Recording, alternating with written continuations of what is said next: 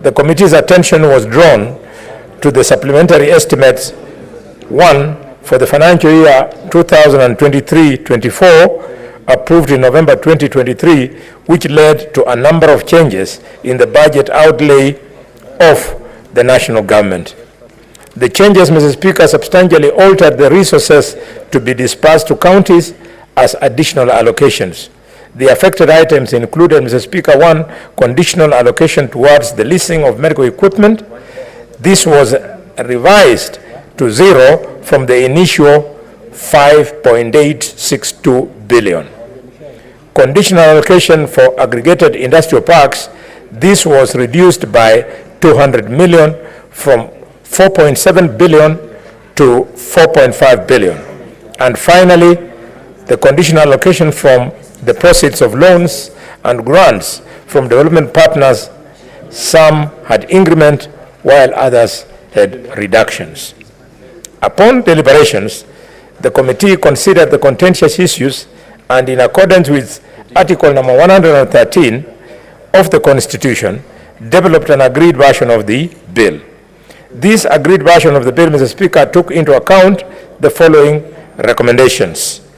One, insertion of a new clause 55E to provide for additional conditional allocations of the transferred library services amounting to 162.85 million.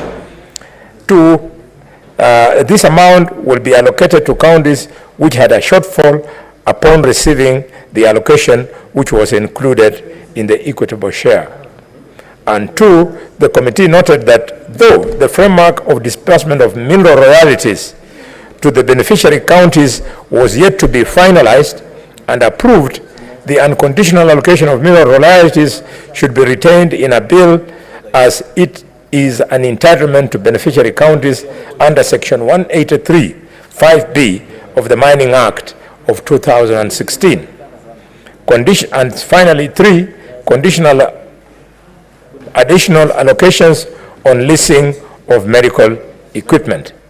The committee noted that there are many challenges experienced in implementing this project, such as lack of specialized personnel and the necessary infrastructure to absorb the equipment in some counties.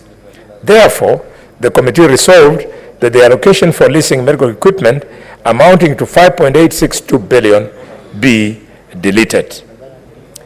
Number four, variations in loans and grants from development partners. Financing locally led climate action, also known as FLOCA. The committee concurred with the recommendations of the National Treasury to increase conditional allocations relating to climate change response to form the 4.9 billion to 7.9, from 4.9 billion to 7.9 billion. Further that the increase in this allocation be reflected in the national government supplementary estimate 2 for the financial year 2023-2024. These additional resources comprise of the following, Mr. Speaker. A, FLOCA, component amounting to 517 million, and B, another FLOCA component amounting to 6.2 billion, and another FLOCA component amounting to 1.2 billion. Under clause 5.9, the committee recommended an amendment to ensure that all additional allocations to county governments, except the unconditional allocations from county fines and fees under clause 5.2 of the bill, be transferred to the respective county revenue fund accounts by the implementing ministries, departments, and agencies. The National Treasury shall therefore disperse allocations from court fines and fees directly to these counties. Intergovernmental agreements under Section 191A to 191E of the Public Finance Management Act 2012, the committee observed that the National Treasury and the Council of Governors had requested for exemption from the requirements of Section 191A to 191E of the PFM Act 2012 on the intergovernmental agreements. The committee noted that both levels had demonstrated deliberate effort to finalize the model. Yes, most obliged. To give the senator of Nyandarua is very happy. Just proceed, Senator Boni, please. It's because of his beard, Mr. Speaker. Mr. Speaker, sir, the mediation committee appreciates the officers of speakers and clerks of the assembly of the two houses for their support. And finally, Mr. Speaker, I implore upon this house to consider this report, to table this house and mediate version of the bill attached to the report and support this motion. Approval of this mediated version of the bill will ensure that our counties will receive an additional amount, approximately 46.36 billion shillings, Mr. Speaker. Mr. Speaker, sir, I beg to move and request Senator Tabitha Mutinda to second. Senator Tabitha. Nominated Senator alias Nairobi, alias Embu, alias Kambu.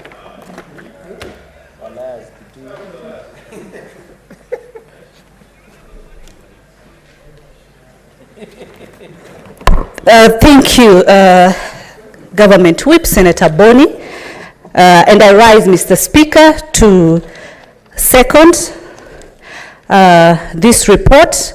I'm very obliged to second, and I want to start seconding by very much appreciating the members of the committee who took their time, especially, of course, from the Senate side that have been mentioned, of course, by the leader of the team, who's Senator Boni, AC, Veronica, Shakila, Lenku, Eddie, Senator Montet. We are so grateful. And we are so grateful because our mandate as Senate, Mr. Speaker, apart from oversight, representation, and legislation, you realize that we fight that counties get more funding. From where I sit as the Vice Chair of Finance, these are deliberations that each and every year we continue focusing on the issues of CARA, on the issues of DORA, and looking at the mediation process, because this is a bill as finance team that we had already processed. But of course we had some hitches, but I'm very happy that there was positive conclusion, also with the leadership of the National Assembly led by none other than Didi Nyoro, Mr. Speaker. I want to state that looking at the subject that we're going to be having in terms of the equitable share, that we focus, of course, on increasing the issue of the medical equipments, Mr. Speaker. We had looked at it, and then you realize, even you having been a governor for the last 10 years, paying medical equipments whereby they are not to the standards, then it becomes an unnecessary cost. But I'm happy because now that cost has been removed from 5.8 billion to zero. That is an excellent from the team, and it is funds that, of course, can be rediverted. The issue of the industrial park, which currently now stands at 4.5 billion. Definitely with our manifesto, as we have always mentioned, the industrial park is very key to each and every county. Of course, economic empowerment and other developments that come with it. It's an achievement both for the counties and both for the national level, because in this, then we are able to... Honorable Senators, kindly, you may consult us, but do it in a manner that you don't disrupt business of the House. Proceed, Senator. Thank you, Mr. Speaker. The other issue that has come, has been on serious discussions in our committee, Mr. Speaker, is just the issue of the library funds, amounting to none other than 425 million for the 33 counties, Mr. Speaker. This is money that Treasury has been lagging behind in ensuring that counties get this money. putting in mind that before the devolved government came in place, we've had staff in the different libraries in the different counties. And without them getting these funds, then it also delays in terms of their administrations and their cost, recurrent costs that should be in place. So I'm happy if this also issue has been sorted in terms of the libraries amount, 425 for the 33 counties, Mr. Speaker. Mr. Speaker, as a Committee of Finance, we also tackle loans and grants, and especially grants. And I'm happy that the issue of the grants, some have of course increased, as we've seen, some have also reduced. But why the reduction and why the increments? It also depends with what the governors are using the money for. Is it value for the money from what the donors are giving? And I want to urge my colleague senators, especially the elected 47 senators who have had the privilege to receive the oversight fund, to be able to ensure, as we fight as Senate and as a Committee of Finance, to ensure that we give these monies to the county. The money that you have received for oversight, try and assist us as finance before the matters come to CPIC, before the matters come to PAC committees, that you are able to ensure you oversight and ensure that these funds are able to ensure the local mwananchi as required. Finally, on the issue of the minerals, is something that we've also been able to discuss, and I'm happy that it's been positively concluded, the court fines issue. The exciting issue actually, Mr. Speaker, as I conclude very fast, is on the issue of the monies for the climate change from FLOCA. The President is very, very focused on the issue of the climate change. He's leading this conversation. And I want to state that the counties, Mr. Speaker, in these sums of money that we've seen, we have the 517 million from the county climate institutional support. We also have the 6.2 billion. We have 1.2 billion. My colleague senators, it is wise to know from the Committee of Finance that there are so many funds that are going to the counties. And I want to urge you to kindly ensure that total oversight is done for our people to benefit from the devolved government, Mr. Speaker. With those few and many remarks, Mr. Speaker, I do support. You second or you support? Sorry, Mr. Speaker, I do second. Thank you. Thank you.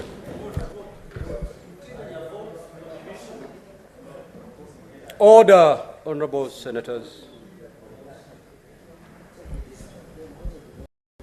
Honorable senators, I will now proceed to propose the question, which is that the Senate adopts the report of the Mediation Committee on the County Government's Additional Allocations Bill, National Assembly Bills number 23 of 2023, laid on the table of the Senate on Wednesday, 21st February 2024. Afternoon sitting, and pursuant to Article 113 of the Constitution and Standing Order 167.3, approve the mediated version of the County Government's Additional Allocations Bill, National Assembly Bills number 23 of 2023. Now, honorable senators, the floor is open for intervention from amongst you. However, I would just want to make this, or to remind you that you debated this bill.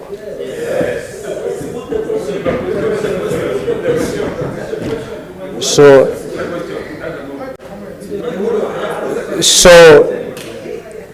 if indeed it is the mood of the House that I proceed to put the question, I'd be much obliged to do so. So do we have that consensus? Yes. Thank you.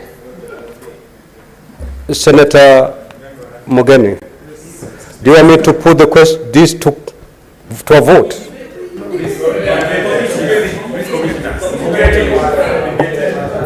Do you have something to say, Senator?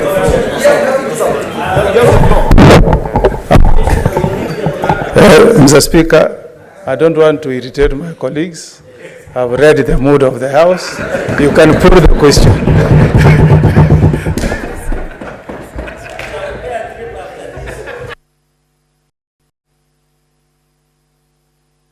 So, honorable senators,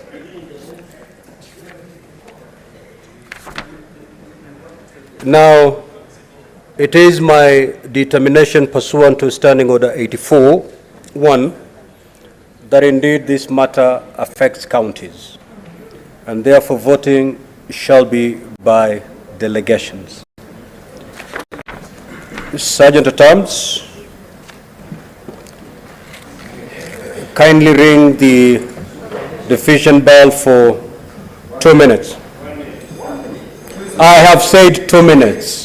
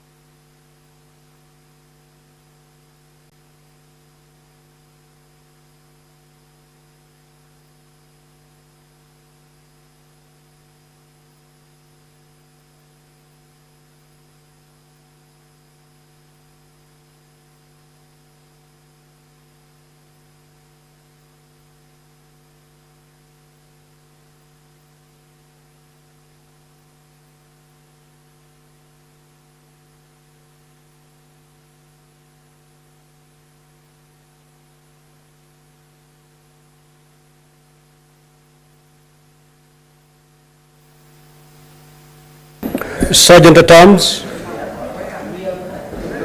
kindly proceed to close the door and draw the bar.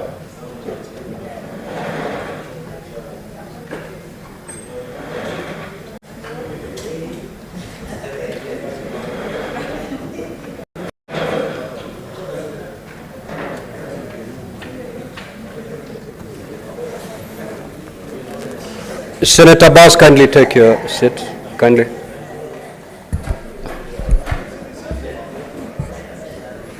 Now, honorable senators, I will proceed to put the question, which is that the Senate adopt the report of the Mediation Committee on the County Government's Additional Allocations Bill, National Assembly Bills number 23 of 2023, laid on the table of the Senate on Wednesday, 21st February 2024 afternoon sitting. And pursuant to Article 113 of the Constitution and Standing Order 167(3), approve the mediated version of the County Government's Additional Allocations Bill, National Assembly Bills number 23 of 2023. Now, honorable senators, voting shall be electronically, and therefore at this juncture, kindly log out. Log out. As the honorable senators log out, Sergeant at Arms, go around and pick any card that is remaining logged in the delegates unit. Once you're done doing that, Sergeant at Arms, kindly let me know so that we proceed to the next step.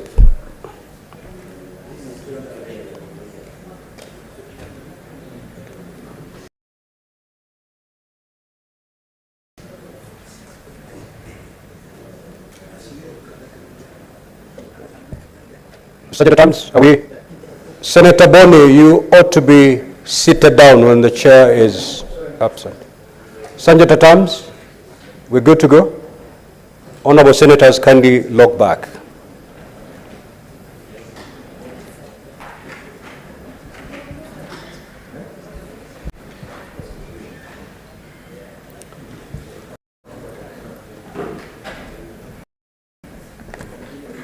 Clerk, are we ready with the system? So log back and proceed with the voting, either by pressing yes, no, or abstain. Proceed.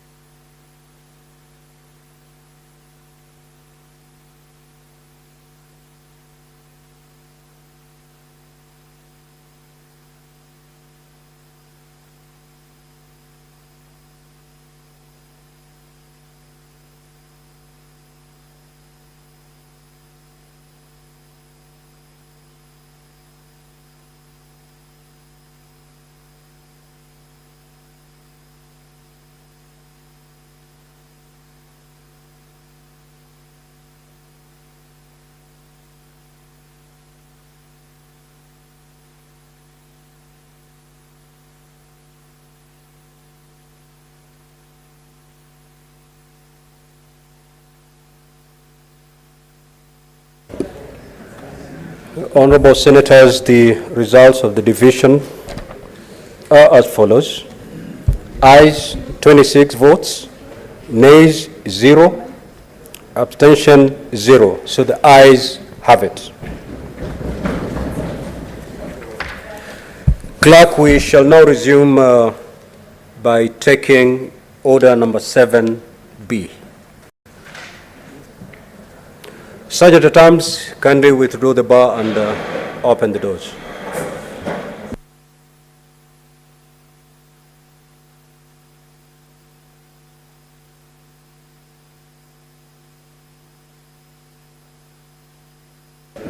Majority Leader, you may take the floor.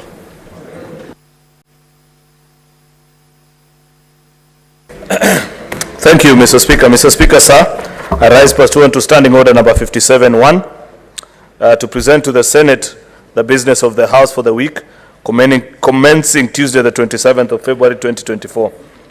During the morning sittings on Wednesday, 21st February 2024, the Senate considered and passed 7 bills. Mr. Speaker, I think that is a record.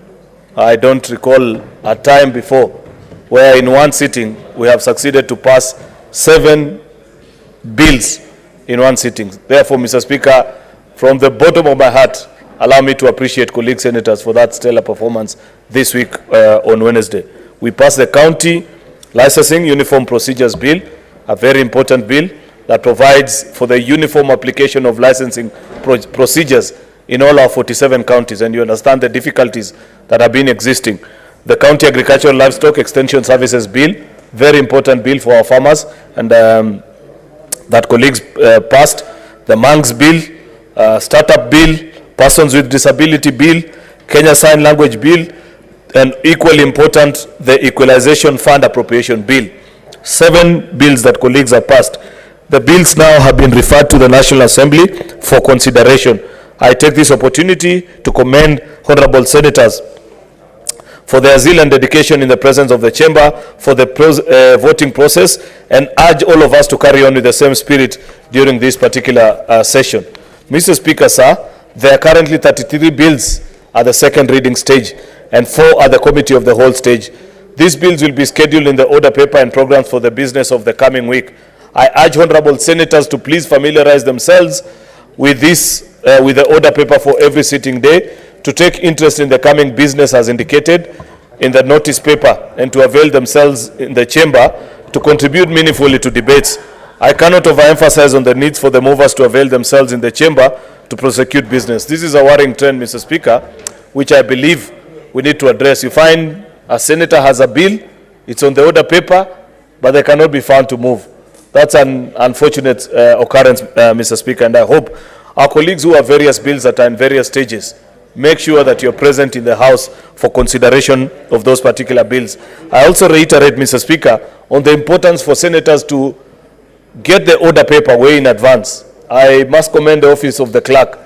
We get the order paper every evening before the sittings, and sometimes even a day or 2 earlier. And you're able to tell what business is before the House. The SBC meets more than a week in advance. They prepare the legislative business, and therefore, there is no excuse, Mr. Speaker, for senators not to contribute meaningfully, Mr. Speaker, not just to rise and respond based on rumors, Mr. Speaker. This, by the time we are 1.5 years into your term, Mr. Speaker, I expect to see colleagues with Senate colleagues, Mr. Speaker, with notes that they have prepared prior to coming to debate in this House, with factual findings about why they agree or disagree with certain provisions that are in a particular bill, Mr. Speaker. The business of just casually walking into the chamber one afternoon, then listening to sometimes information or misinformation that has been peddled out there about a bill and reacting to it, Mr. Speaker, should be a thing of the past. It is important, Mr. Speaker, that all our debates in the House be informed by fact, either in support or in opposition. It doesn't matter, but convince us with sound logic, Mr. Speaker, on that particular. There are 20 bills, Mr. Speaker, 20 petitions rather, my apologies, Mr. Speaker, that are due for reporting by the various respective standing committees. I continue to urge the standing committees to expedite consideration of these petitions and to table their reports thereon pursuant to Standing Order number 238-2. I wish to reiterate that the importance of petitions as a tool to facilitate our Kenyan people to exercise their rights under Article 37 and Article 119 of the Constitution, Mr. Speaker. With respect to statements, there are a total of 271 statements sought pursuant to Standing Order number 53-1 and are pending conclusion. The standing orders with specific reference to the standing order 56-1 provides a mechanism for which committee chairpersons may appraise the House on matters for which the committee is responsible. Further, standing order number 56-1A AA provide for a mechanism for committees order, to... Senator Nyutu, you may sit next to the Senator from Nyandarua and consult in Lawton. Proceed. Thank you, Speaker. I urge standing committees to make use of these provisions to update the House on the various business. Mr. Speaker, this is a call to our various chairpersons of the various committees to consider seriously the bills that are before them and to guide the House on what they are doing with those particular bills. Mr. Speaker, you'll recall that this week, for example, was very heated debate on the water amendment bill, only for the committee to later appear before the House with a report responding complete with amendments, Mr. Speaker, on the issues which senators had taken with the particular bill. If we had that report early in advance and members were appraised of all these particular issues, I want to believe that many of them would not have raised some of the issues that they have. Therefore, I wish to urge our committee chairpersons to endeavor to ensure that they provide reports to the House way in advance before a particular bill is considered, Mr. Speaker. This is a busy season for which I expect that all our members of the Senate shall be seated in their respective House committees, Mr. Speaker, so as to dispense of business quickly. At its meeting held on the Tuesday, the 20th of February 2024, the SBC noted apologies from the Cabinet Secretary scheduled to appear on the morning sitting of Wednesday 21st. To this end, the committee maintained the same set of questions scheduled for the day to appear in the order paper of the morning sitting of Wednesday the 28th. The summary of the questions and the Cabinet Secretary to appear on the day as follows. Question number 1 by Senator Professor Tom Odinga to the CS for Interior on the intercommunal clashes that occurred in Sondu town during the demonstrations in June and July 2023. Question number 2 by Senator Mwenda Gataya Mofaya to the Cabinet Secretary on the operationalization of Chiakariga sub-county in Tharaka Nithi County. Question number 3 by Senator Professor Tom Odinga to the Cabinet Secretary for Agriculture on the theft of cane at way bridges while in transit to sugar factories. Question number 4 by Senator Professor Odinga to the CS for Agriculture on the appointment and dismissal of directors and managing directors and CEOs in state-owned sugar companies in Kenya. Last but not least is a question by Senator James Murango to the CS in charge of water, sanitation and irrigation on water projects budgeted by the national government in Kirinyaga County in financial year 2023-2024. Finally, on Tuesday the 27th, 2024, the SBC will consider and approve the business of the week. I thank you and hereby lay the statement on the table of the Senate today, Thursday the 22nd of February 2024. I thank you, Mr. Speaker.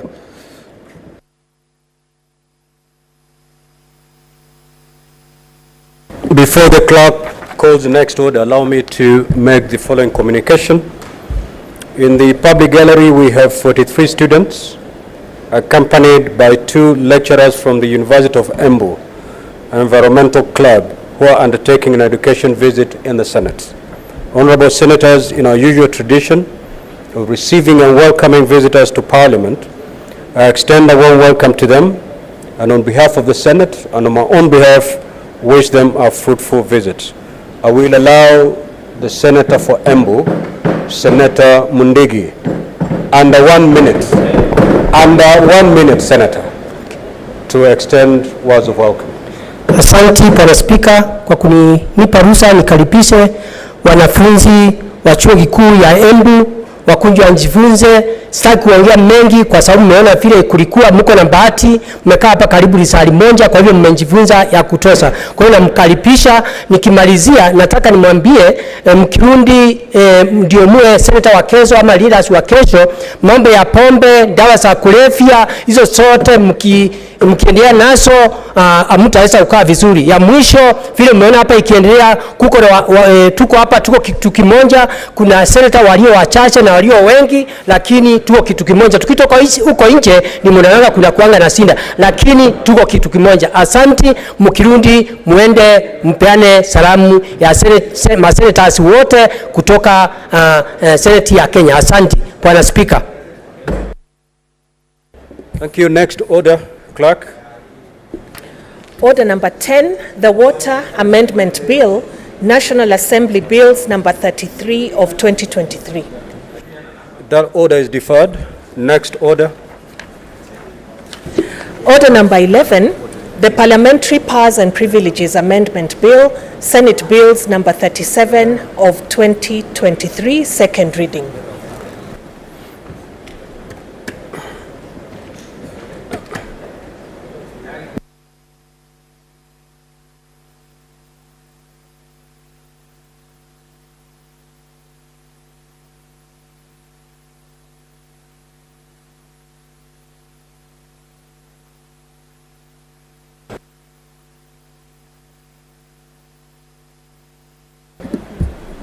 Senator Osotsi, you're the mover of this bill. You may now proceed to reply. There is no senator wishing to make any contributions. Okay. Senator Osotsi, just take your seat. Senator Cheriot, you queued after I had made my communication. Anyway, proceed to make your contribution. Thank you, Mr. Speaker. You are right, and thank you for agreeing to indulge me. This is a very important bill which we should not allow to pass without giving our thoughts to it. A proposal by Senator Godfrey Osotsi, member for Vihiga, to amend the Powers and Privilege, Parliamentary Powers and Privilege Act, Mr. Speaker, to give effect to Article 125 of the Constitution by operationalizing the powers of arrest by Parliament, and Article 50 of the Constitution on the right to a fair hearing and connected purposes. Mr. Speaker, this is an important act of Parliament, which I want to agree, though I'll have certain thoughts which I think were Senator Osotsi. And this is something which Senator Cherargei, Senator Lelegwe, and I'm trying to see other jailbirds in the House, Mr. Speaker. I cannot notice jailbirds of the previous regime. People who have suffered the very, Mr. Speaker, inhumane and totally irresponsible acts of the excesses of the police, Mr. Speaker, as honorable members of Parliament. This is something for which I think we can easily cross ranks. A honorable member, Mr. Speaker, is not an ordinary citizen, not because you are elected, but because you speak on and on behalf and for behalf of other people, Mr. Speaker. Therefore, in going about your duties, many are the times for which you will be caught in certain situations for which, if it was upon your individual choice, Mr. Speaker, you may not have been there. But in your duties as you represent other people, there are places you'll have to go. There are things you'll have to say. You know, Mr. Speaker, there are people you'll have to rub the wrong way on behalf of the people that you speak for, Mr. Speaker. And that is not an easy exercise. And therefore, the casual nature with which I see members of Parliament many times just arrested, you know, from bars and I don't know what, dragged, as used to happen in the dreaded days of the handshake, Mr. Speaker, is something that we need to lay behind, so that members of Parliament, just like other ordinary citizens, can feel that they enjoy the very rights under our Constitution that we so proudly enjoy, Mr. Speaker.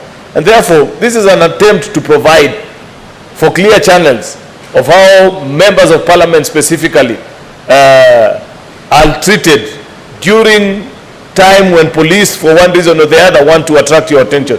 I have never understood, Mr. Speaker, why Subarus and Land Cruisers, Mr. Speaker, will be chasing a honorable member of Parliament around town, trying to get their attention. Yet, you know, all it takes is just a phone call.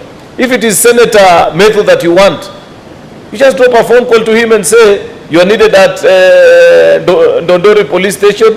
You are wanted because there are sacks of potatoes that disappeared and we think you may know a thing or two about them. Why do you have to come and embarrass him in this town, Mr. Speaker? Chase him around like a common criminal. Somebody who represents millions of people, Mr. Speaker. And therefore, I want to agree.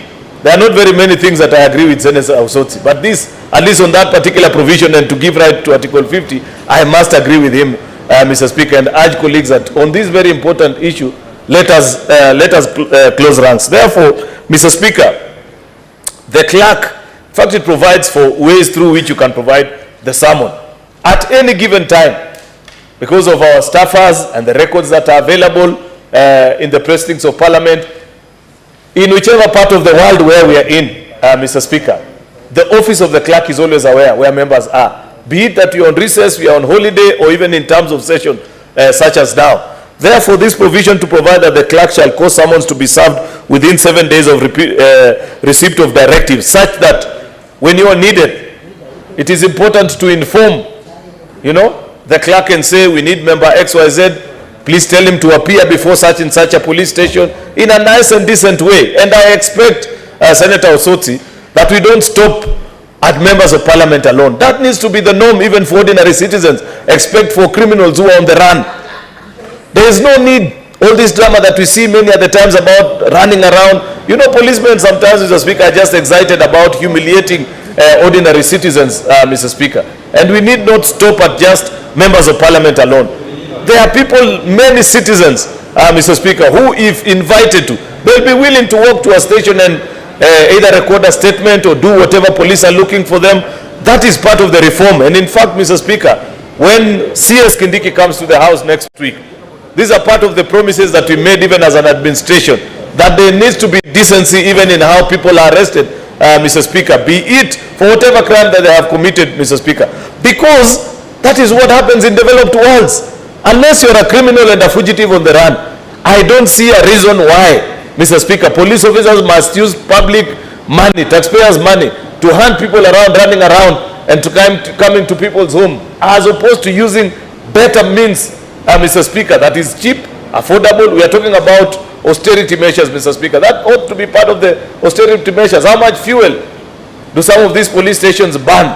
Just hunting around people who, with one phone call worth 2 shillings or 3 shillings, they will have found their way to that particular police station, Mr. Speaker. And this is part of the reform which I hope in the tenure of a very good distinguished Senator, Majority Leader Emeritus, Senator Professor Kithure Kindiki, we shall see, Mr. Speaker. Then, Mr. Speaker, you move on to clause 3, that despite the provisions of subsection 5A, the relevant house or its committee may require a person to appear before it within a shorter period, as it may determine taking into account the urgency of matter before the house of a committee. This is when Parliament is in need of a particular individual, and for one reason or the other, they are looking for an opportunity for you to present yourself, that there is a matter that they feel that your attendance or otherwise is needed, Mr. Speaker, and that is extremely important. Section 4, Mr. Speaker, is just an amendment of the Principal Acts, a clean up,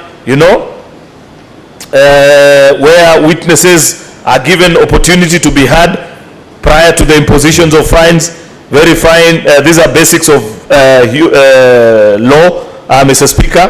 The fine shall be a civil debt recoverable summarily in accordance with the debts, Mr. Speaker. And therefore, finally, is on section 5, where an order of arrest is to be effected by a police officer. The clerk shall transmit the order to the Inspector General for execution. This is now when, if the clerk have reached out to you, they cannot find you, Mr. Speaker, then they'll be left with no option other than to inform them that we cannot reach this particular person, and therefore find your ways. A person under arrest, Mr. Speaker, shall be held at a place as specified in the National Police Service Act or designated by the clerk for purposes of holding such persons. Mr. Speaker, a Parliament police station will be such an ideal place for such occurrence, Mr. Speaker, where for one reason or the other, you can find yourself that instead of arresting Senator Osotsi and taking him to Limuru here, and he comes from Vihiga, a very warm part of the country, if you place him in Limuru police station, he can easily lose consciousness because of the cold of the night, Mr. Speaker.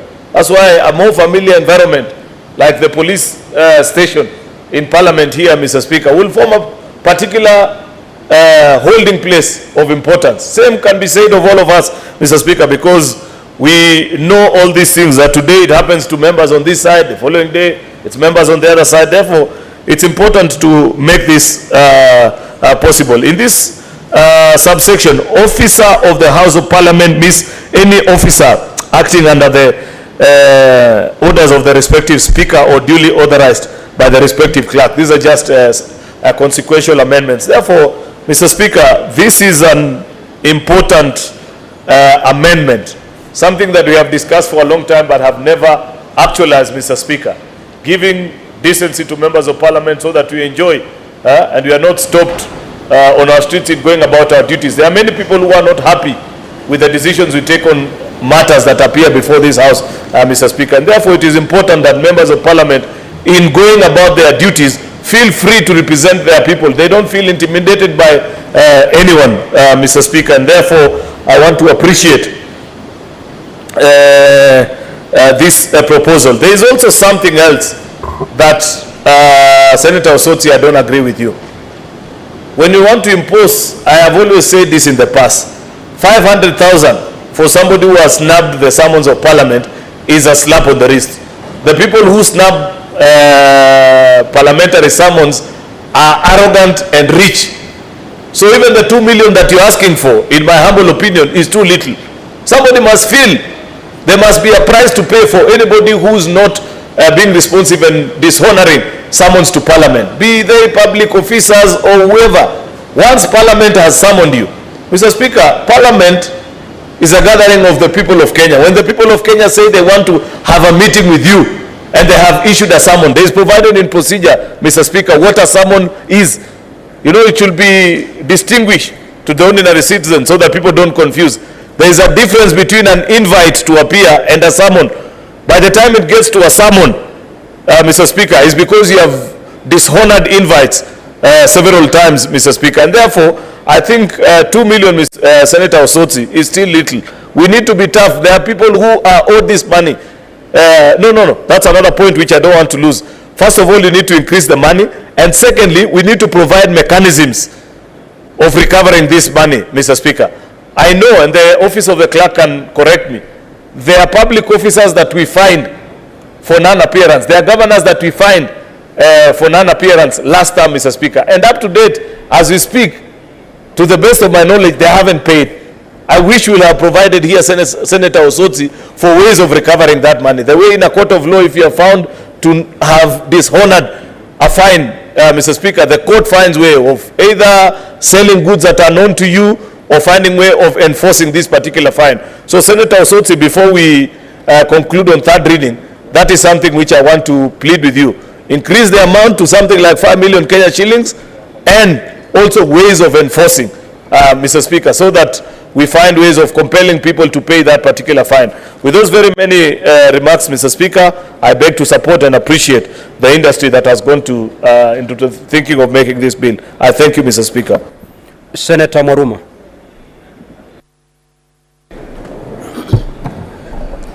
Asante Mheshimiwa Spika kwa hii fursa umenipa ili kuunga mkono huu mswada wa Parliamentary Powers and Privileges ambao umeletwa na Senator wa Busia wa Vihiga, Senator Osotsi. Kusema ukweli, huu ni mswada mzuri ambao unapatia uhai ibara ya 125 ya katiba ya kwamba bunge inaweza ita mtu yoyote ili kuja kutoa ushahidi, na ibara ya 50 ambayo inapeana ruhusa kwa mtu yoyote kusikizwa. Mheshimiwa Spika, nimekuwa kwa hili bunge nafikiri ni mwaka wa 7 sasa, na tumekuwa na shida saa zingine kupata watu ambao wanahitajika kuja kutoa ushahidi katika hili bunge, iwamo ni magavana ama mawaziri, na hii imepelekea kutopata ukweli kuhusu mambo kadha wa kadha. Mheshimiwa Spika, katika bunge iliyopita kuna magavana ambao wamekataa kuja katika Senate Public Accounts Committee ili kuja kutoa ushahidi. Na Mheshimiwa Spika, sababu ya ugatuzi, pesa nyingi sana zimeenda katika magatuzi na mara kwa mara zimefujwa na hazijatoa huduma kwa wananchi wetu.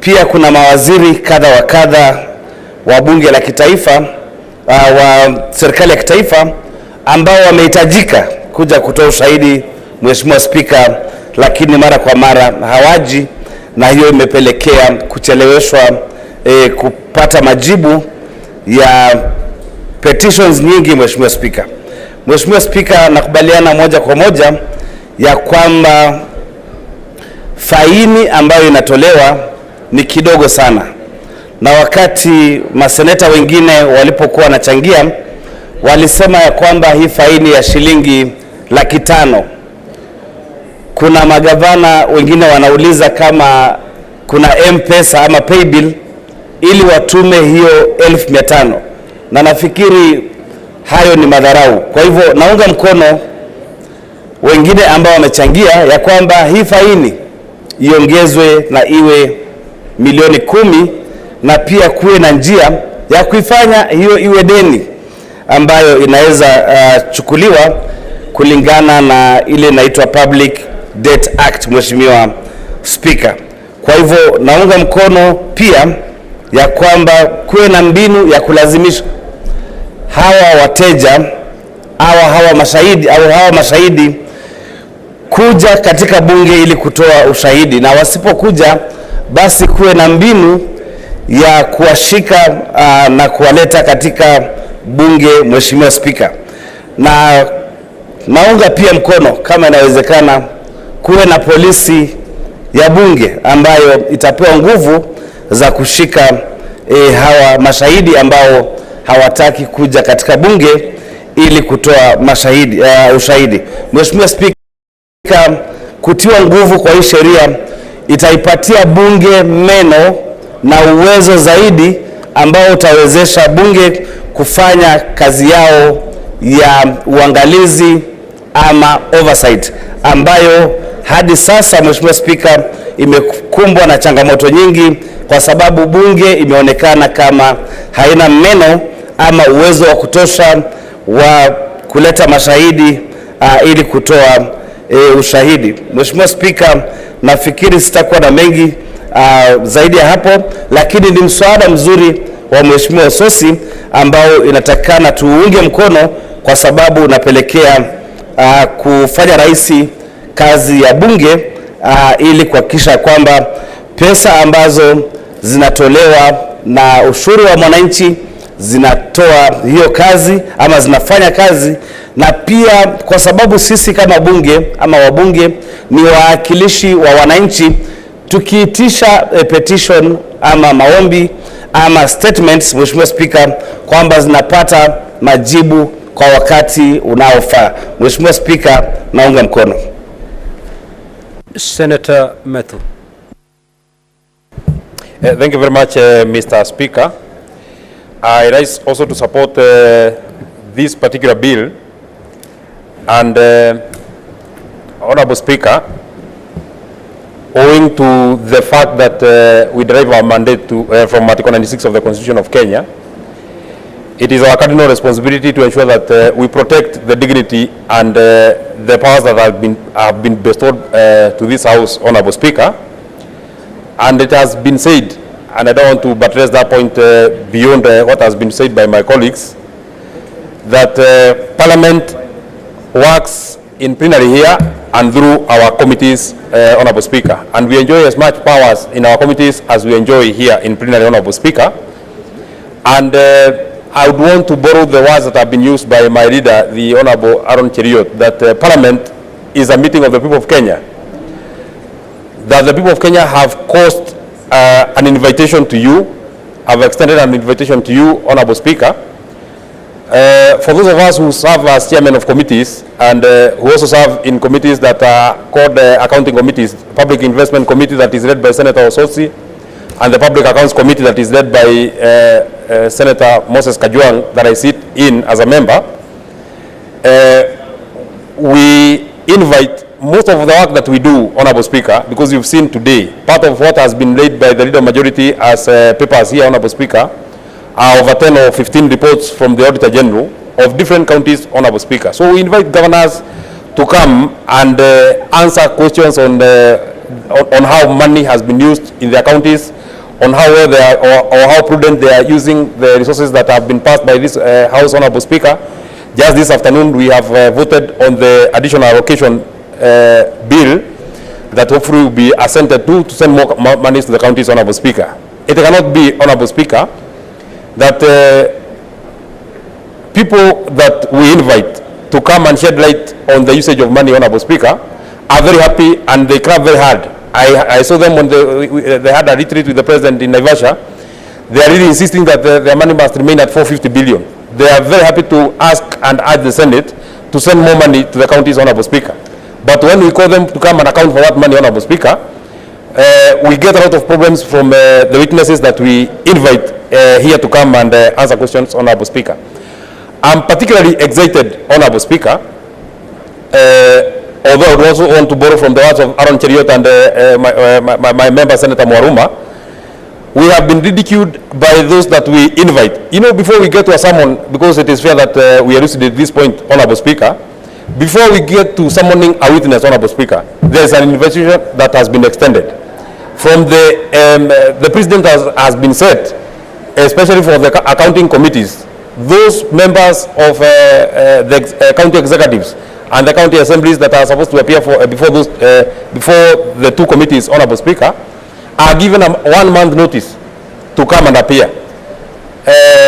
After 1 month, you fail to come is when we issue summons, Honorable Speaker. Honorable Speaker, we have been treated to some of the, we are given some very ridiculous reasons as to why witnesses are not able to appear before committees, Honorable Speaker. Just the other day, I wish there were members of the Public Accounts Committee who are here. I can see Senator Mariam is here. Just the other day, we were told by one certain governor that they are not able to come to appear before Public Accounts Committee because they are attending some prayers at some place that I would not want to mention, Honorable Speaker. But the morning of the day that we were sitting, Honorable Speaker, the same governor was on our TV show in the morning. So they find more value in attending our TV show, Honorable Speaker, than coming to a meeting that has been called by the people of Kenya or a gathering of the people of Kenya, Honorable Speaker. It is these excesses of some of our partners that we are supposed to work with, Honorable Speaker, that we need to firm up these powers and privileges act, Honorable Speaker. So, just the other day also the Public Investment Committee, I think, fined the governor, and the governor was hard. I know it is not on record, Honorable Speaker, but the governor was hard asking, is there an M-Pesa number that I can send the 500,000, Honorable Speaker? Because 500,000 is money that you can send via M-Pesa. You know, they find that money too little that they can just miss. Then another fine is imposed on them. They send 500,000. Another fine is imposed on them. Another 500,000, Honorable Speaker. So, Honorable Speaker, we must ensure that a person feels the pain so that they're able to respect this House and they're able to respect the committees of this House, Honorable Speaker. So, even the 2 million that has been proposed by Senator Godfrey Osotsi, Honorable Speaker, we need to push it to either 5 million or 10 million, Honorable Speaker, so that people can understand and get to understand how important it is to appear before Parliament so that you're able to answer these particular charges, Honorable Speaker. My second and final comment that I would want to make on this matter, Honorable Speaker, we must also get a framework of ensuring that we are able to actually get this money when we impose this fine. It's not just about imposing a fine. It is imposing a fine and having a mechanism of ensuring that you can be able to recover this fine. If we impose a fine of 10 million on the person of a certain cabinet secretary that has refused to honor summons of Parliament, Honorable Speaker, how do we recover that money? So that we are able to recover from their own account, Honorable Speaker. It should actually even be in law, and I think we should be able to propose. If you are not able to meet your loan obligations, Honorable Speaker, you are sent to CRB. We as Parliament should have a mechanism of ensuring that if you have been fined by Parliament and you have not been, that money has not been recovered, you are listed on CRB as a person who is not creditworthy, so that you cannot get credit anywhere, whether you are serving and that time that you are not serving, until you are able to meet that fine that have been imposed on you, Honorable Speaker. So we must have a mechanism, Honorable Speaker, of ensuring that we can be able to recover this money, Honorable Speaker. Finally, on the last part, of the officers of the house that can be able to cause arrest, Honorable Speaker, I think I'm more persuaded to having a parliamentary police force, Honorable Speaker, that shall be able to help us in ensuring that we can be able to effect this. Just the other day, Honorable Speaker, from our police service, we got a water protection unit that has just been dedicated to ensuring that they protect our water towers, our water bodies, and all our water establishments in the country, Honorable Speaker. Their work is just dedicated to ensuring that they just protect those establishments, Honorable Speaker. We should get a police service that is dedicated to ensuring that we are able to arrest witnesses that are becoming not only those who do not come here, but even the hostile witnesses, Honorable Speaker. You cannot become hostile in court. We have seen witnesses that are hostile in our committees, Honorable Speaker. They do not want to follow the directions of the chairman, Honorable Speaker. These are people that we can be able to lock in somewhere for 6 or 7 hours or 12 hours, Honorable Speaker, until they are able to behave in a parliamentary manner, Honorable Speaker. So with those very many remarks, Honorable Speaker, so that I can allow my colleagues to also make their contribution, I want to support this bill, Honorable Speaker. Senator Kavindu. Thank you, Mr. Speaker, for giving me this opportunity to support this bill for parliamentary powers and privileges. It's actually overdue because, Mr. Speaker, I was here since last Senate, and I've experienced a lot of frustrations, especially when the governors are called at the peak to come and appear, and they don't come. Most of them don't even give an excuse or even a right to say that they are busy and they won't make it. Mr. Speaker, this bill will be able to give the Senate and the senators teeth to bite. It is very frustrating for us as lawmakers when we summon these people to appear before the Senate or the committees and they don't appear, Mr. Speaker. And most of them, it's not that they have serious businesses that is making them not to come.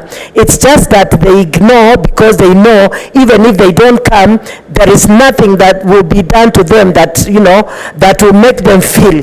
So I would suggest, like others, Mr. Speaker, that the fine be raised to the 10 million that is suggested, and also a way of making sure that this money will be recovered.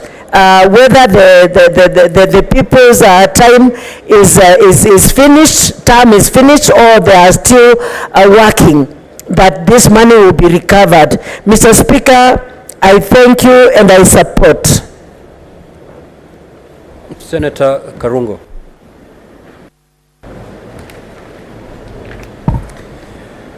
Thank you very much, Mr. Speaker, for the opportunity to support this very important amendment bill. Mr. Speaker, pursuant to Article 96 of the Constitution, 3, the mandate of the Senate is to oversight or exercise oversight of a national revenue allocated to the county governments.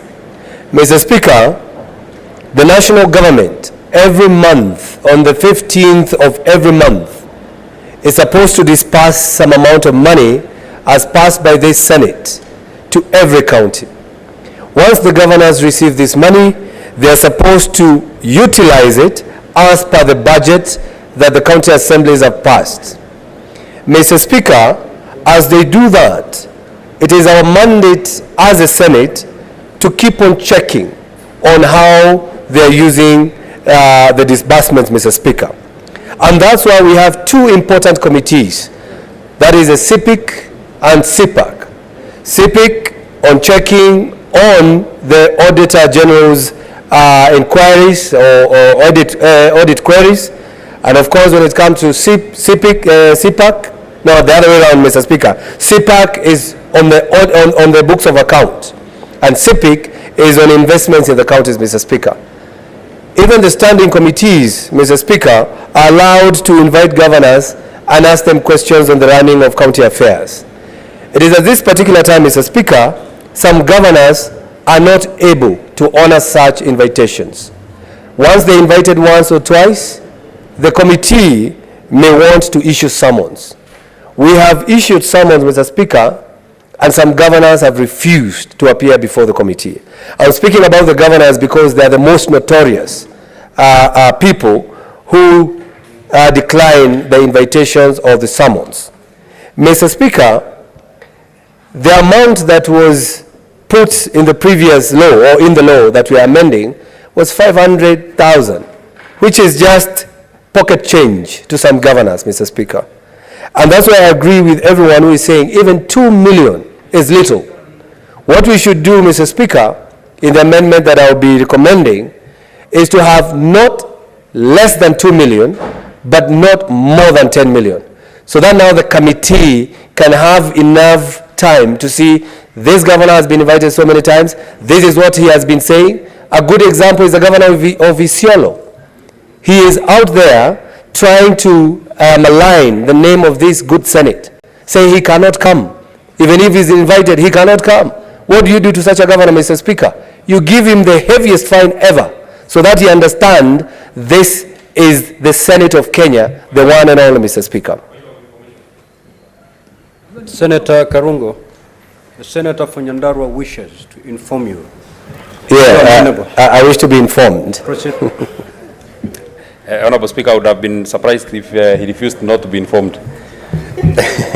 I just wanted to actually use the very specific words, I think the verbatim of what the governor has said, that the only people who can hold him accountable, he can only answer to the people of Isiolo, not the Committee of Parliament, not the Senate itself. Nobody can talk to him, nobody can ask him questions apart from the people of Isiolo. If it is not such a person that, if you cannot take action on such a person, then what becomes of the space of Parliament? It is that information that I wanted to pass. Thank you very much, Senator from Nyandarua, for that information. And the good governor should read Article 2 of the Constitution, that the same people that he is talking about, they have delegated power to the Parliament. We are elected, Mr. Speaker. And he should also read Article 125 of the Constitution that says that Parliament can summon anybody to come to this house. So, Mr. Speaker, as I was saying, can you imagine having a governor like that who has no respect for this Senate? It should give any committee leeway to give that governor a fine. But once we give a fine, Mr. Speaker, how do we effect that? I think within the law, we should also say any governor who is seated before the next election, before you are cleared by IEBC, you should also be cleared by Parliament, Mr. Speaker. So that when you are taking your papers to IEBC to be cleared for the next running, you should also be cleared by Parliament. So that at least if you owe Parliament anything, you pay at that particular time. Mr. Speaker, my committee on roads and transportation and housing, we summoned Governor of Nairobi, Governor Sakaja, after missing numerous invitation, and we fined him 500,000 Kenyan shillings, Mr. Speaker. Last week, the state governor paid the amount to the Senate, 500,000. But I noted something, Mr. Speaker. He paid through a banker's check, Mr. Speaker. And you know, a banker's check, that money can come to any account. And that is what I'm going to do as a committee. We need to check, go backward to see where that money came from. So going forward, we should say that money, no banker's check, it should come directly from that governor's account. Why am I saying that, Mr. Speaker?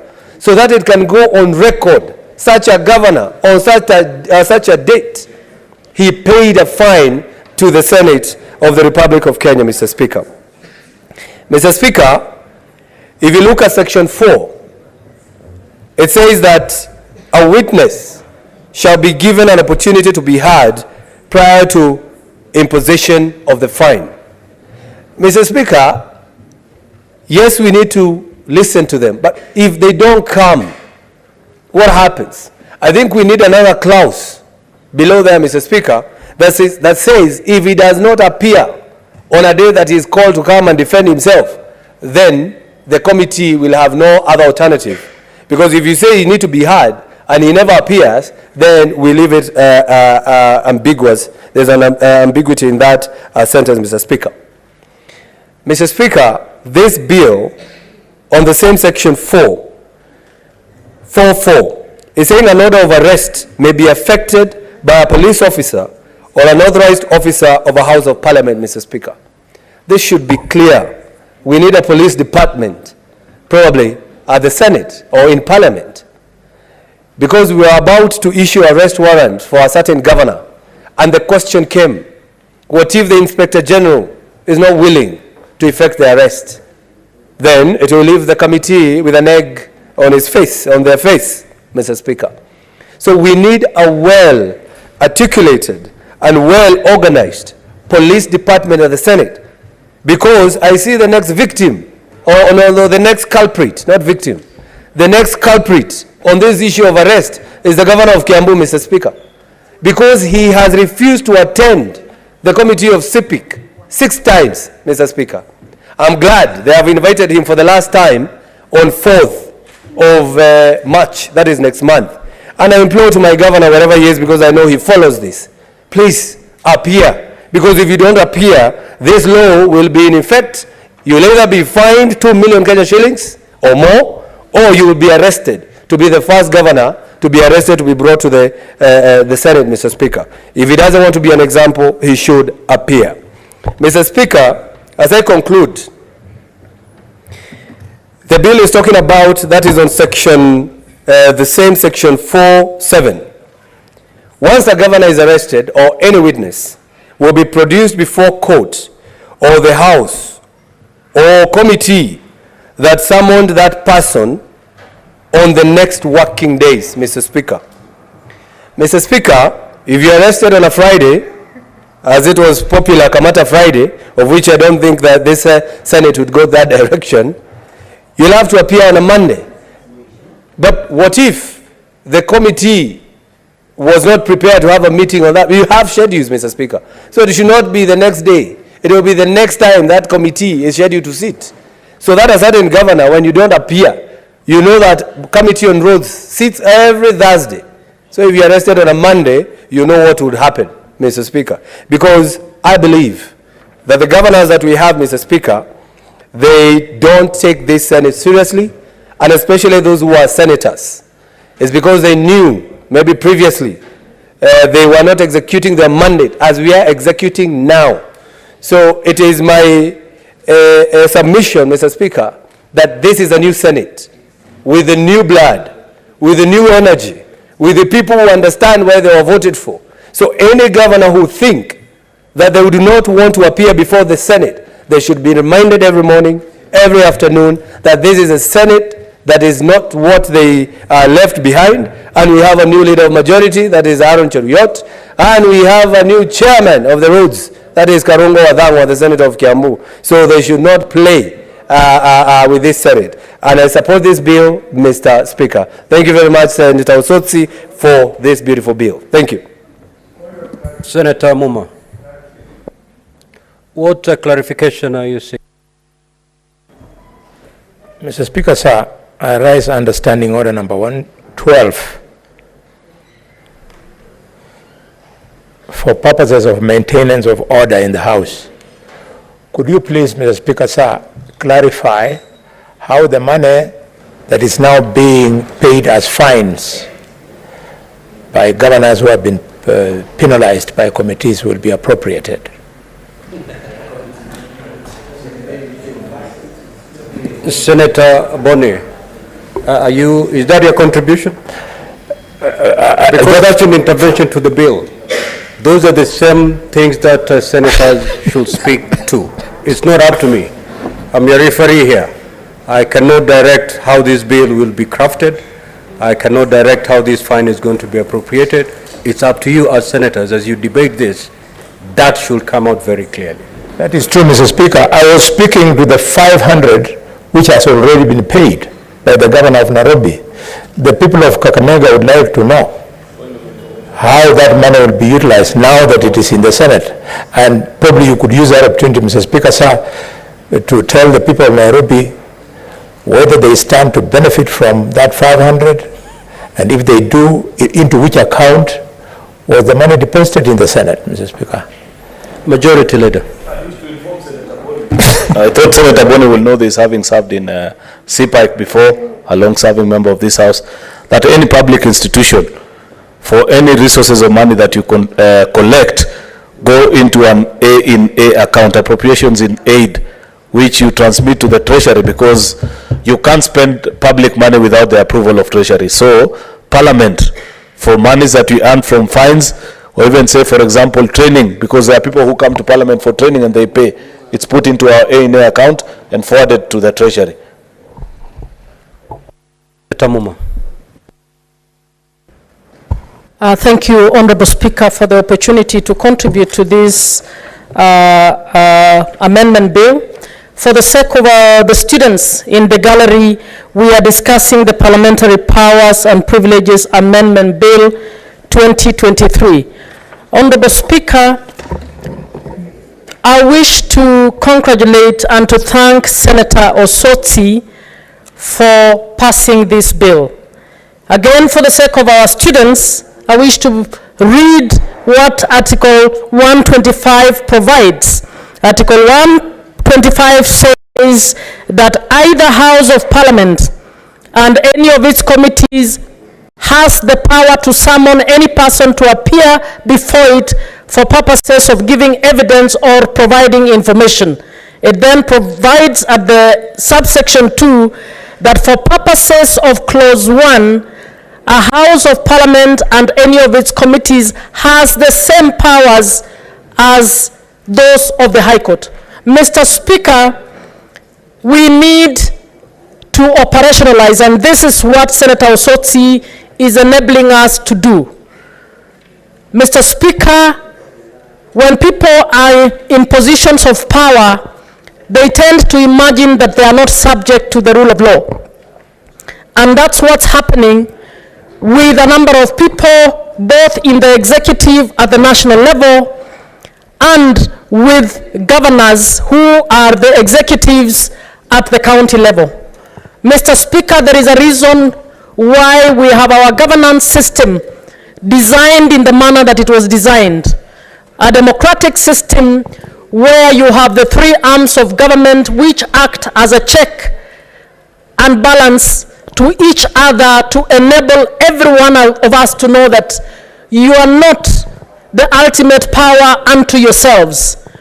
All the three arms of government report to the people of Kenya and are expected to deliver their services in accordance with the Constitution. Mr. Speaker, our role as Parliament is to oversight the executives. And we oversight the executives by looking onto what they are doing to ensure that it is done in accordance with the law. Where there is an issue, we need to verify whether they have acted in accordance with the law or not. We are given those powers under Article 125 to enable them to come and explain themselves on why an issue seems to be getting off track, recognizing that they are subject to the law. They are not a law unto themselves. Mr. Speaker, the powers and privileges law has been in place, but it does not seem to be working. We have a category of public officers who think they are above the law. Among them, some cabinet secretaries, some permanent secretaries, and governors. Mr. Speaker, this law is absolutely important, and I think we need to add on all these provisions that honorable senators have contributed, particularly on the issue of levying higher fines than we currently do, to ensure that officers who refuse to honor summons will be cited for contempt of Parliament. In fact, Mr. Osotsi, I think, Senator Osotsi, forgive me, I think we need to create that offense of contempt of Parliament. Article 125 says we have similar powers to the High Court, and when you don't do what the High Court requires you to do, you are cited for contempt of court. We need to specifically create that offense of contempt of Parliament and then proceed to say that contempt of Parliament will actually attract the following sanction. I support colleagues, I think it's Methu and colleagues Thangwa, who have spoken to a fine that is more than the 2 million. I think Senator Thangwa's proposal that we provide for a minimum of 2 million and a maximum of 10 million is good. And Mr. Speaker, when this came to JLAC, we actually said that these cannot be monies paid by the people of Kenya. So this money must come from the personal resources of the officer who has actually been cited for contempt of parliament. Because you cannot take funds that were intended for a particular project to go and pay fines for a minister or to go and pay fines for a governor. That is stealing from the people of Kenya. Because the people of Kenya in the first place expect that you will respect the laws of this country. So when you're disrespecting the laws of this country, you do so as an individual. So I think that we need to support or strengthen the clause that indicates that they must pay this from their own personal funds. I like the proposal that they should then be cited in CRB if they do not pay as only owing monies to the Senate, so that this issue is able to follow them in terms of their own issues. Mr. Speaker, as has happened and as may happen, we need to think through the issue of how they will be arrested. We need to contemplate that we might not have the police officers carrying out the arrest. How do we deal with police officers who will not carry out the arrest? In my view, I think we also need to create another offense, that any person obstructing the arrest of an officer who is in contempt of parliament also commits an offense. And obstructing arrest of an officer who is in contempt of parliament should include the failure by any instructed police officer to actually arrest this officer.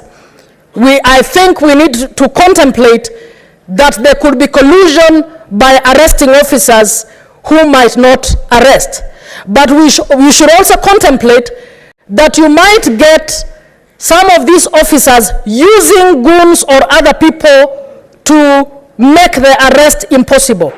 And we should be able to cite also an offense against anybody who does this.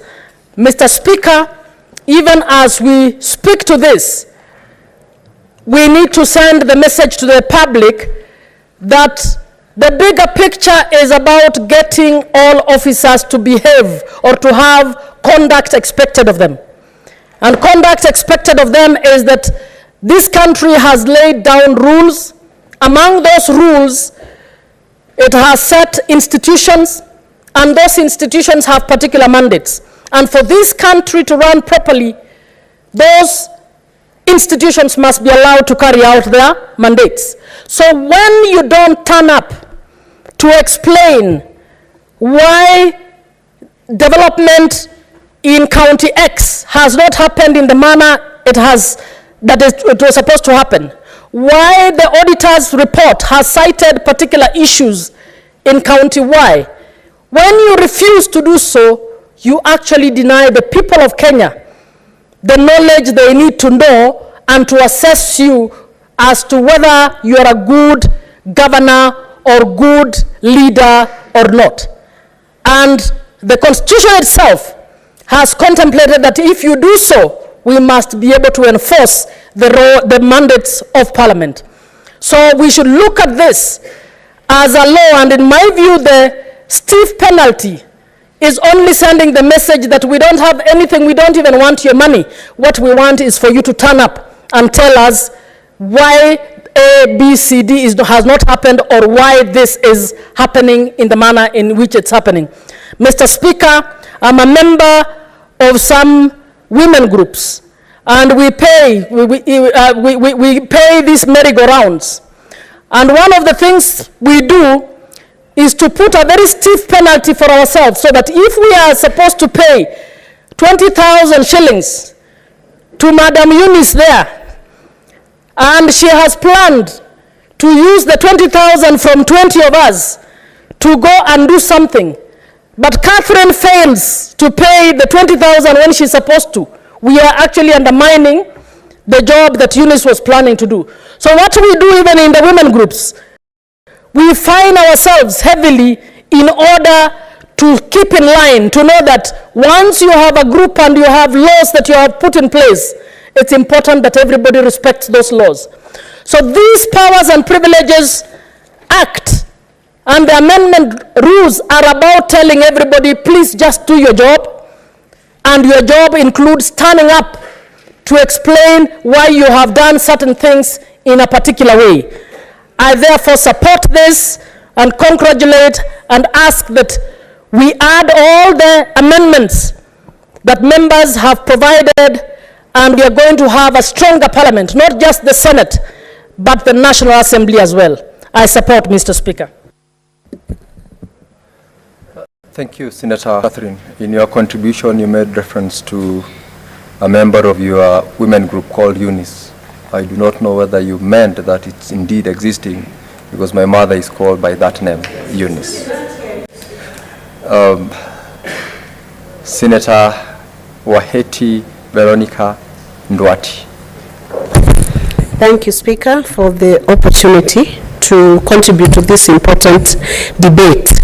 Mr. Speaker, this is a very timely amendment to the Parliamentary Powers and Privileges Act, and it comes in as the Parliamentary Powers and Privileges Amendment Bill 2023, Mr. Speaker, and we all very much know that the functions of the Senate are anchored in Article 96, and they go towards Article 96 to... Senator Veronica, I'll interrupt you to read communication from the chair. Yes. This is communication from the chair regarding visiting teachers and students from Makima Secondary School in Embu County.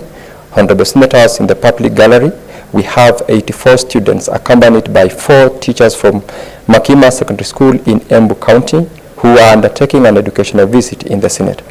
Honorable Senators, in our usual tradition of receiving and welcoming visitors to Parliament, I extend a warm welcome to them, and on behalf of the Senate and on my own behalf, wish them a fruitful visit.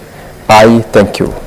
And because Senator Mundigi, who is the senator for the Great County of Embu, is present, I'll ask you under 1 minute to welcome the visiting delegation or students to the Senate.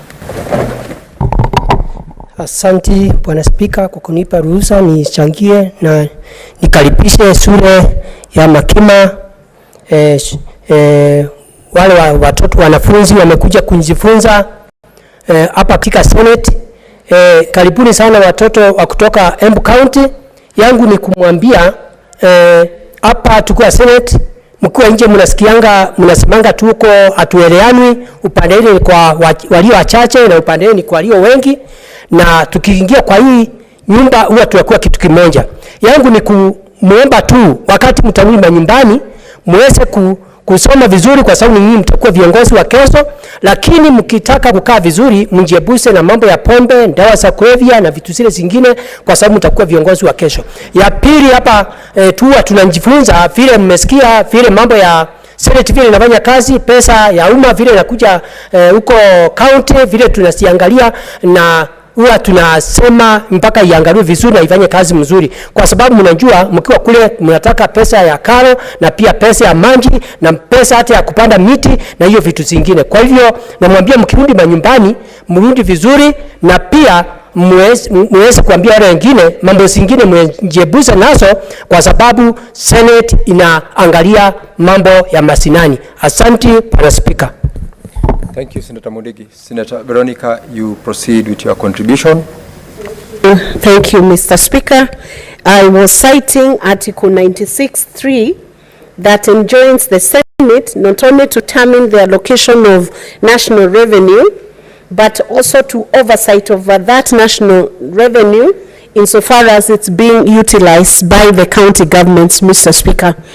Now, that function of oversight we must learn to understand it, and governors and other officials, other officers working for government must start to understand the meaning of that oversight role. Mr. Speaker, I believe that if that oversight role is used as a critical tool in our systems and in our governance mechanism, it can be used to stamp out the corruption, the rampant corruption that has become a menace to our nation, Mr. Speaker. Because that oversight role enjoins a governor or any state officer or any accounting officer who has been summoned by a committee in Senate to appear before that committee and answer questions on how utilization of resources or utilization of funds have been done during their tenure, Mr. Speaker. Sometimes I wonder whether the problem we have in our nation is the quality or the qualifications of the leaders that we are sending to offices, whether the leaders understand the constitutional stipulations, Mr. Speaker, whether the leaders have a full understanding of the mandate that is placed in their hands, Mr. Speaker, or whether the leaders occupy offices not having fully understood what they are required to do while they are in office, during their tenure of office, Mr. Speaker. Because it defeats logic and defeats common sense that a leader brought into an office through the Constitution by a vote of the people to lead a whole county, Mr. Speaker, is placed onto his hands or on her hands the fund or the resources that are required to run that county, yet when they are called to account on what they have done with those resources, they are hesitant, they refuse to obey summons, and they wake up the following morning and go back to the same offices for which they have refused to account. It defeats logic, it defeats the stipulation of the Constitution. It is the highest level of impunity, Mr. Speaker. That is why I support this bill, and indeed, like many senators have debated and indicated before, I think this fine should be upped to not beyond 5 million Kenyan shillings. In place of the 2 million, fine not exceeding 2 million, I believe it should be not exceeding 5 million, so that the penalty is so clear. And beyond even this penalty, I wish Senator Osotsi could consider putting in further amendments to ring-fence this function of Senate, the oversight function, so that, Mr. Speaker, we have something close to a list of shame of those people, those governors, those officers who have been summoned and have consistently refused to appear. So that there is a rule that even proposes that if you failed to appear on one single summon 3 times, and maybe you've even been fined the first time, there are no justifiable reasons why you did not present yourself before the committee. After the third such attempt by the committee to bring you before it, then a name is pushed to the list of shame, Mr. Speaker, so that the whole country and the whole world can know that an officer can receive public funds and does not want to account for it, Mr. Speaker. My other issue, Mr. Speaker, is that the fine is recoverable as a civil debt. That is a provision under Section 4(2)(a). The question we need to ask is who is paying this fine? It should be paid by, and there should be express provision indicating that this fine will be paid by the person who is defying the summons, so that they do not push this bill to the county or to public coffers. The public coffers must not be paying for the irresponsibility or the negligence of officers in failing to appear before the committee. Mr. Speaker, beyond the list of shame, there should be another sanction, Mr. Speaker. It should have a correlation with this person being voted in during the next round of elections, Mr. Speaker. And that brings in the aspect, Mr. Speaker, of involving the IEBC or the ORPP into this whole equation.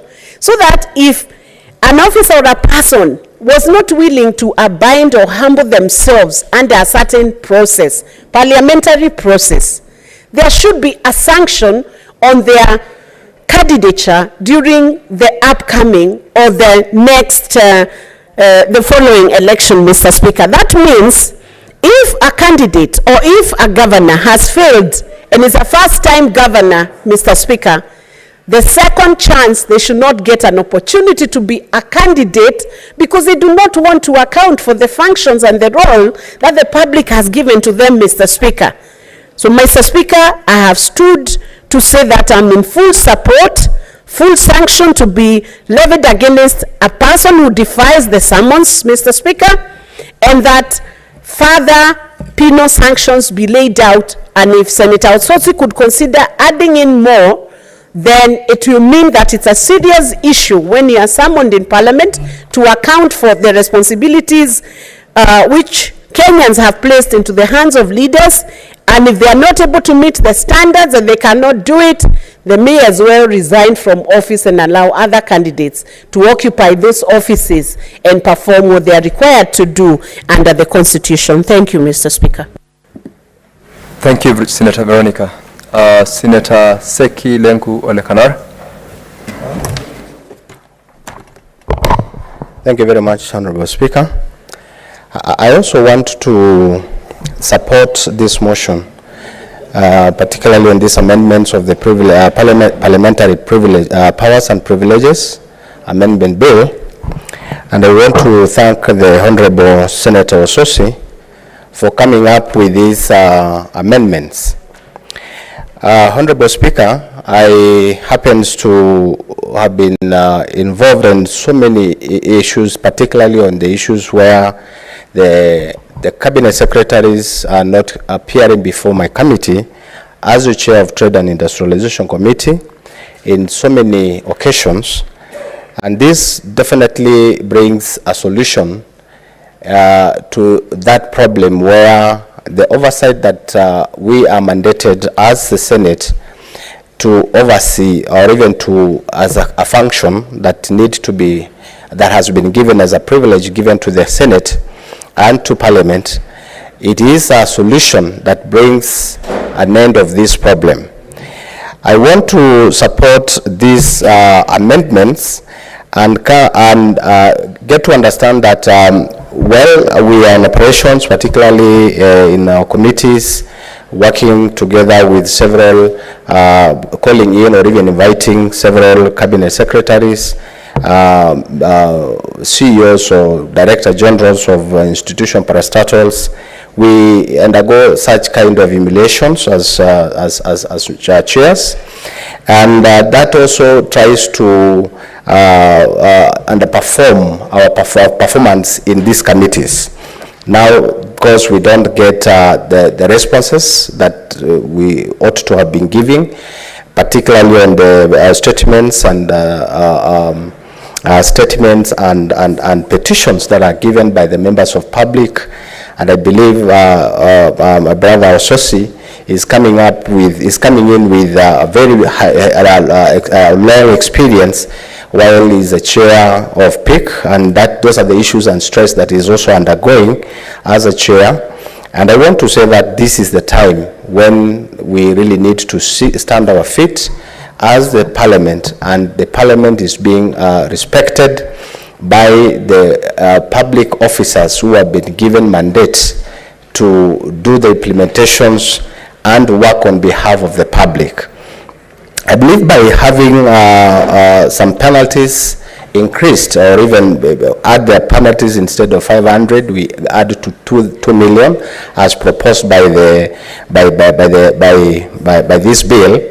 I want to say that this is the right way to go. I believe that when we say 2 million, it might even be very small, as indicated by several of our colleagues. It is important that we come to realize that 2 million may even be a small amount to most of the CEOs and governors and CSSs who are coming before these committees. I believe that that will definitely give them more, it will be very punitive to them, and they are able to get to understand that something is on their shoulders, such that now they will be they will know that something is coming, and they will be able to be very responsible, come in on time. And even when there is excuses that they normally gives to us, it could be something very responsible.